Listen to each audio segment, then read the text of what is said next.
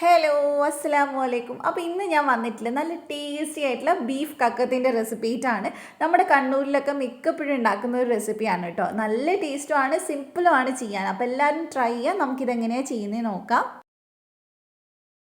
അപ്പോൾ ഇത് ഉണ്ടാക്കാനായിട്ട് ഞാനിവിടെ 1/2 കിലോ ബീഫാണ് എടുത്തിട്ടുള്ളത്. അതിനകത്തോട്ട് ആദ്യം തന്നെ ഇഞ്ചിയും വെളുത്തുള്ളിയും ചതച്ച് ചേർക്കുന്നുണ്ട്.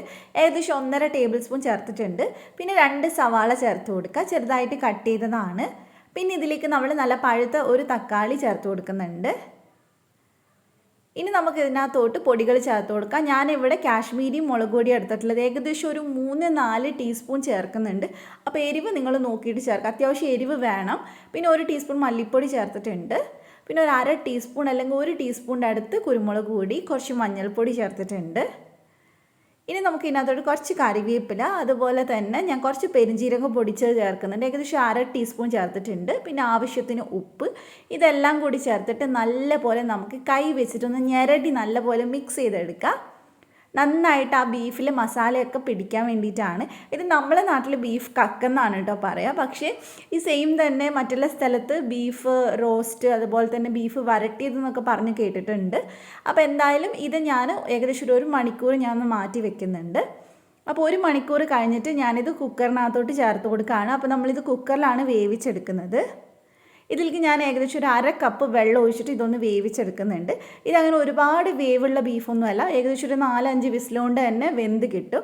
അപ്പോൾ എന്തായാലും നമുക്കിതൊന്ന് വേവിച്ചെടുക്കാം.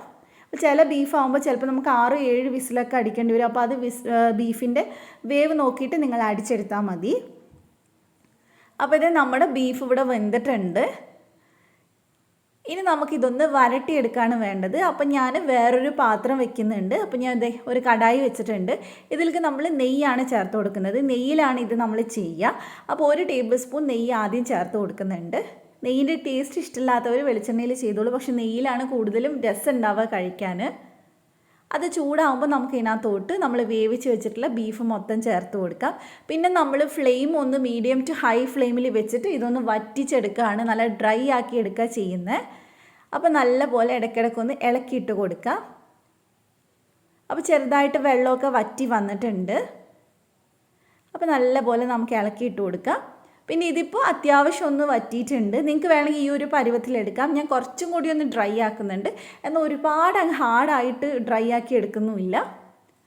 ഇടയ്ക്കിടയ്ക്കായിട്ട് ഞാൻ ഇതിലേക്ക് 1 ടീസ്പൂൺ നെയ്യ് ചേർത്ത് കൊടുക്കുന്നുണ്ട്. നെയ്യിൻ്റെ ഫ്ലേവർ ഇഷ്ടമുള്ളവരാണെങ്കിൽ മാത്രം അങ്ങനെ ചേർത്താൽ മതി. നെയ്യിൽ അതിങ്ങനെ ചെറുതായിട്ട് ഇങ്ങനെ മസാലയൊക്കെ മൊരിഞ്ഞ് ബീഫിൽ നല്ലപോലെ മസാല പിടിക്കും. അപ്പോൾ ടോട്ടൽ ഞാൻ ഏകദേശം ഒരു 2-2.5 ടേബിൾ സ്പൂൺ നെയ്യ് എടുത്തിട്ടുണ്ട്. പിന്നെ നമ്മൾ ഇതിലേക്ക് കുറച്ച് മല്ലിയില ചേർത്തിട്ടുണ്ട്. അതോടെ ചേർത്തിട്ടൊന്ന് മിക്സ് ചെയ്തെടുക്കാം. ഇത് നമുക്ക് ചപ്പാത്തി, പൊറോട്ട, നെയ്ച്ചോറ് എല്ലാത്തിൻ്റെ കൂടെയും കോമ്പിനേഷനായിട്ട് കഴിക്കാൻ പറ്റുന്നതാണ്. അപ്പോൾ ഏറ്റവും അവസാനം ഞാൻ ഒരു 1/2 ടീസ്പൂൺ ഗരം മസാല ചേർത്തിട്ടുണ്ട്. അതോടെ ചേർത്തിട്ട് നമുക്ക് മിക്സ് ചെയ്തെടുക്കാം. ഒരുപാട് പേര് എൻ്റെ അടുത്ത് പറഞ്ഞിട്ടുണ്ടായിരുന്നു ബീഫിൻ്റെ റെസിപ്പീസ് ചെയ്യാൻ. എനിക്ക് വീട്ടിൽ വരുന്ന സമയത്ത് മാത്രമേ ബീഫിൻ്റെ റെസിപ്പീസ് ചെയ്യാൻ പറ്റുള്ളൂ. അതുകൊണ്ടാണ് ഞാൻ ഈ സമയത്ത് ബീഫ് ചെയ്യുന്നത് കേട്ടോ. അപ്പോൾ ഇതിലേക്ക് ഞാൻ ലാസ്റ്റായിട്ട് 1 ടീസ്പൂൺ കൂടെ നെയ്യ് ചേർത്തിട്ടുണ്ട്.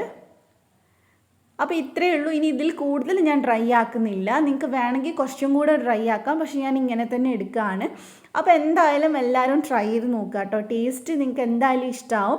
അപ്പോൾ എല്ലാവരും ട്രൈ ചെയ്തിട്ട് എൻ്റെ അടുത്ത് ഫീഡ്ബാക്ക് പറയാം. പിന്നെ ഈ ചാനൽ സബ്സ്ക്രൈബ് ചെയ്യാത്തവരാണെങ്കിൽ ഒന്ന് സബ്സ്ക്രൈബ് ചെയ്യുക, തൊട്ടടുത്തുള്ള ബെല്ല് ക്ലിക്ക് ചെയ്തിട്ട് ഓളോടെ ക്ലിക്ക് ചെയ്യുക.